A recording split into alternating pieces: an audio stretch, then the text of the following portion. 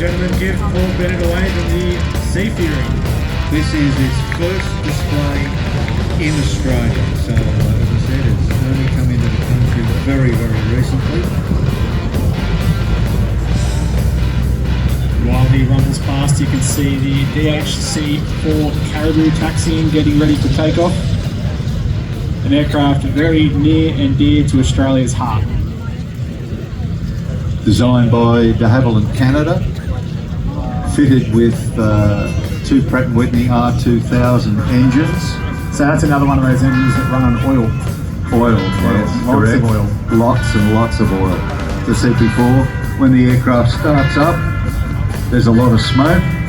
That is very, very normal for a radial engine, and it drips oil all over the place. So if you see a radial engine, an aircraft coming into land or taxiing past you and it's got oil all over it, generally don't worry, because that's optional. So you can see the Caribou doesn't need the whole runway. It's got enough power, it's got enough wing, so its bread and butter was short takeoff and landing, better known as STOL. So it's a light tactical transport for the Air Force, primarily used in Army support. And also on the way, some of the aircraft were diverted to Vietnam. That's exactly right. Let's listen to a takeoff now. Just note the short takeoff roll of the Caribou.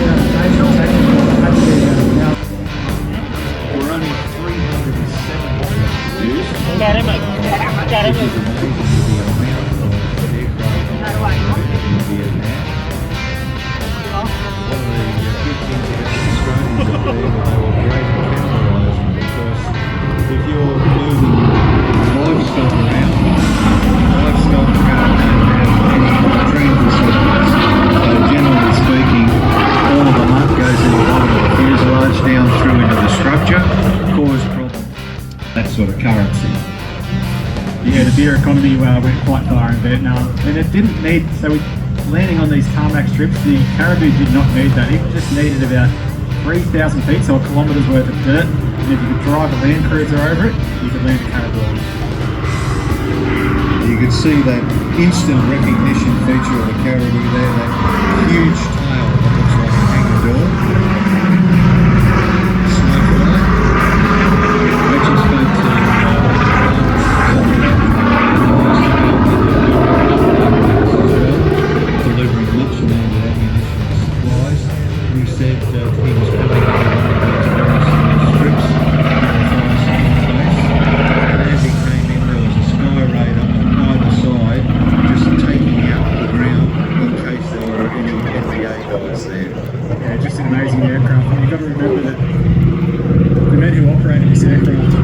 Initially in Vietnam, they had to write the book of how to do it. So there was just a small crew, 6 aircraft, a few pilots and loadmasters, and they had to work it out as they went. So how do we land on these short strips? How do we take off?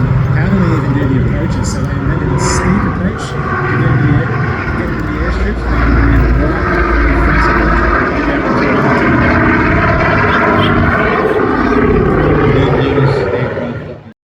was to actually do the wheelbarrow and land on the nose gear and run along on that. I think the Haas chief engineer would have a heart attack if we told them what, if they were going to do that. With either of the aircraft. Because again, this is the only Caribou, or the two down here are the only two that are flying anywhere in Australia.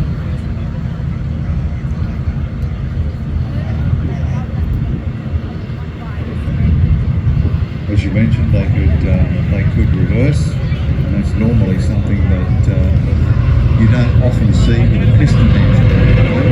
So you can